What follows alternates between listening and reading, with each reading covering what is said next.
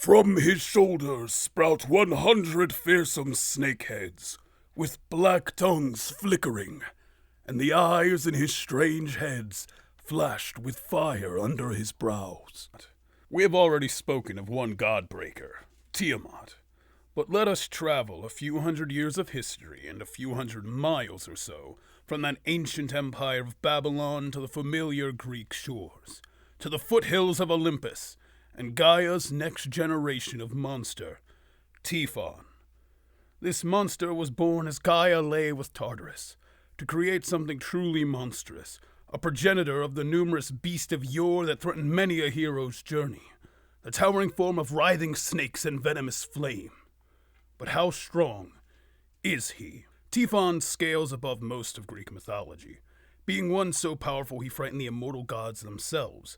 This includes the likes of Zeus, whose lightning bolts shuddered chaos itself and threatened existence, Poseidon, who is not as strong as his brother but still carries the title of Earthshaker, and most impressively, even the Titans flinch in awe of his power. Look, we've been over the Zeus scaling a couple of times now, and the feats here reflect that. The wide earth begins to melt like tin amid the conflagration of lightning and fire Zeus bombards Typhon with. Melting the entire Earth like this requires multi-continental levels of energy, as getting it to melt red hot requires 7 exatons of TNT. Now we move on. The rumblings of the conflict crossed into the great pit Tartarus, an entity and location that is as far from Earth as the Earth is from the sky, which certainly scales to that same multi-continental level as implying Hades, and by extension Tartarus is on Earth.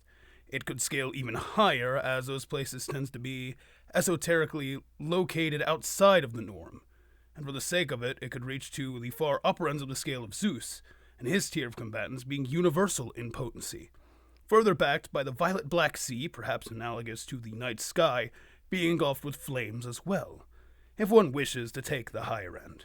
If that's not enough, Typhon takes a barrage of such lightning bolts, and needs to be spiked down by Zeus coming from Mount Olympus to be stopped, essentially a super move. And the fact Typhon can handle these attacks and force Zeus to create such a super move matches his attack potency and durability, as shown here, with the exception of that final descending lightning bolt which puts him down. So, conservatively, Typhon is multi-continental to planetary in his attack potency and durability, handling multiple planetary scorching lightning bolts and having arms for feats of strength that surely would include fighting Zeus. In terms of speed, we know that Typhon has legs that cannot get tired, and unlike with Heracles and Atlas, who have gained the lightning-like movement conversation, or survive a long, drawn-out conflict with the Olympians, Typhon gets no such scaling.